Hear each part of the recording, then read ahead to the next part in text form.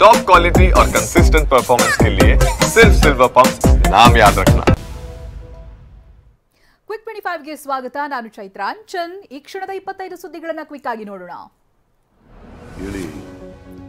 ಸರ್ಕಾರ ಕದ್ದು ಮುಚ್ಚಿ ವಿಧಾನಸಭೆಯಲ್ಲಿ ಮುಸ್ಲಿಂ ಮೀಸಲಾತಿ ಬಿಲ್ ಮಂಡಿಸಿದೆ ಅಂತ ವಿಧಾನಸೌಧದ ಆವರಣದಲ್ಲಿ ಬಿಜೆಪಿ ರಾಜ್ಯಾಧ್ಯಕ್ಷ ವಿಜೇಂದ್ರ ಆರೋಪವನ್ನು ಮಾಡಿದ್ದಾರೆ. ವಿಪಕ್ಷಗಳ ಕಣ್ತಪ್ಪಿಸಿ ನಿನ್ನೆ ಸದನದಲ್ಲಿ ಬಿಲ್ ಮಂಡನೆ ಮಾಡಿದೆ. ಸರ್ಕಾರದ ನಡೆಯನ್ನ ಕೋರ್ಟ್ನಲ್ಲಿ ಪ್ರಶ್ನೆ ಮಾಡ್ತೀನಿ ಅಂತ ಹೇಳಿದ್ದಾರೆ.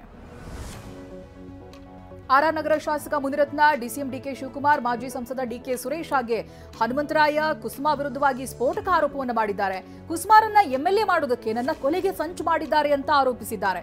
ನಾಲ್ವರು ಸೇರಿ 6 ತಿಂಗಳಿಂದ ಕೊಲೆಗೆ ಸಂಚು ನಡೆಸಿದ್ದಾರೆ ಅಂತ ಹೇಳಿದ್ದಾರೆ.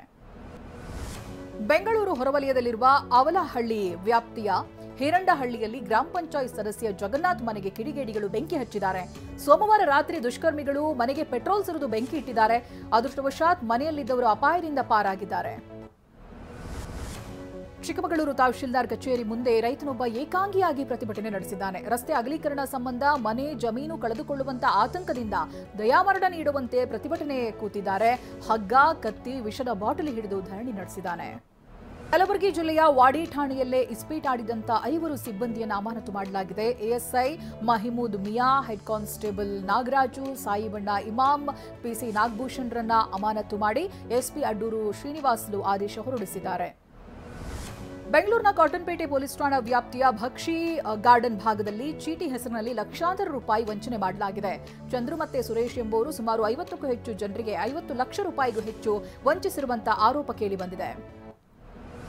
ಬೆಳಗಾವಿ ನಗರದ ಕೇಂದ್ರ ಬಸ್ ನಿಲ್ದಾಣದಲ್ಲಿ ಪ್ರಯಾಣಿಕರ ಚಿನ್ನಾಭರಣ ಕದೀತಾ ಇದ್ದಂತ ಕಳ್ಳಿಯರನ್ನ ಪೊಲೀಸರು ಬಂಧಿಸಿದ್ದಾರೆ. ವಡ್ಡರವಾಡಿಯ ಅನಿತಾ ಚೌಗಲೆ, ನಿಶಾ ಲೋಂಡೆ, ಗಿಡ್ಡಿ ಲೋಂಡೆ ಎಂಬುವರನ್ನ ಅರೆಸ್ಟ್ ಮಾಡಿ ಬರೋಬ್ಬರಿ 12,70,000 ರೂಪಾಯಿ ಮೌಲ್ಯದ 143 ಗ್ರಾಂ ಚಿನ್ನಾಭರಣ ಜಪ್ತಿ ಮಾಡಲಾಗಿದೆ. ಉತ್ತರ ಪ್ರದೇಶದ ಮೀರತ್ನಲ್ಲಿ ವ್ಯಾಪಾರ ನೌಕಾಪಡೆ ಅಧಿಕಾರಿಯನ್ನ ಬರ್ಬರವಾಗಿ ಹತ್ಯೆಗೈಯಲಾಗಿದೆ. ಪ್ರಿಯಕರ ಸೇರಿ ಪತ್ನಿಯೇ ಅಧಿಕಾರಿಯನ್ನ ಕೊಲೆ ಮಾಡಿದಾಳೆ ಅಂತ ಆರೋಪ ಕೇಳಿ ಬರ್ತಾ ಇದೆ. ಹತ್ಯೆ ಬಳಿಕ ಪ್ರವಾಸಕ್ಕೆ ತೆರಳಿದಂತ ಆರೋಪಿಗಳನ್ನ ಪೊಲೀಸರು ಬಂಧಿಸಿದ್ದಾರೆ. ಮಾರ್ಚ್ 4ರಂದು ಆರೋಪಿ ಮುಸ್ಕಾನ್, ಪ್ರಿಯಕರ ಸಾಹಿಲ್ ಶುಕ್ಲಾ ಸೇರಿ ನೌಕಾಪಡೆ ಅಧಿಕಾರಿ ಸೌರಭ್ ರಜಪೂತ್ ಕೊಲೆ ಮಾಡಿದ್ದಾರೆ. ನಂತರ ಮೃತ ದೇಹವನ್ನ 15 ಪೀಸ್ ಮಾಡಿ ಪ್ಲಾಸ್ಟಿಕ್ ಡ್ರಮ್ಗೆ ಹಾಕಿ ಸಿಮೆಂಟ್ ಕಾಂಕ್ರೀಟ್ ತುಂಬಿದ್ದಾರೆ. ಬಳಿಕ ಇಬ್ಬರು ಪ್ರವಾಸಕ್ಕೆ ಅಂತ ತೆರಳಿದ್ದಾರೆ. ದುರ್ವಾಸನೆ ಬರ್ತಾ ಇದ್ದ ಹಾಗೆ ಅಕ್ಕಪಕ್ಕದ ನಿವಾಸಿಗಳು ಪೊಲೀಸರಿಗೆ ಮಾಹಿತಿ ನೀಡಿದಾಗ ಕೊಲೆ ಬಯಲಾಗಿದೆ. ಪತಿಯನ್ನ ಕೊಲೆ ಮಾಡಿದ ಬಳಿಕ ಮುಸ್ಕಾನ್ ಆತನ ಫೋನ್ ಅನ್ನ ತನ್ನ ಬಳಿಯೇ ಇಟ್ಕೊಂಡಿದ್ಲು. ಸೌರಭ್ ಬದುಕಿದ್ದಾನೆ, ಸಂಪರ್ಕದಲ್ಲಿದ್ದಾನೆ ಎಂಬ ಕಾರಣಕ್ಕೆ ಸೌರಭ್ ಫೋನ್ನಲ್ಲಿಯೇ ಆತನ ಕುಟುಂಬಕ್ಕೆ ಮೆಸೇಜ್ ಮಾಡ್ತಿದ್ಲು. ಸೌರಭ್ ರಜಪೂತ್ನ ಕುಟುಂಬ ಕೇಳಿದ್ರೆ ಆರೋಪಿ ಮುಸ್ಕಾನ್ ನಾನಾ ನೆಪ ನೀಡ್ತಾ ಇದ್ಲು.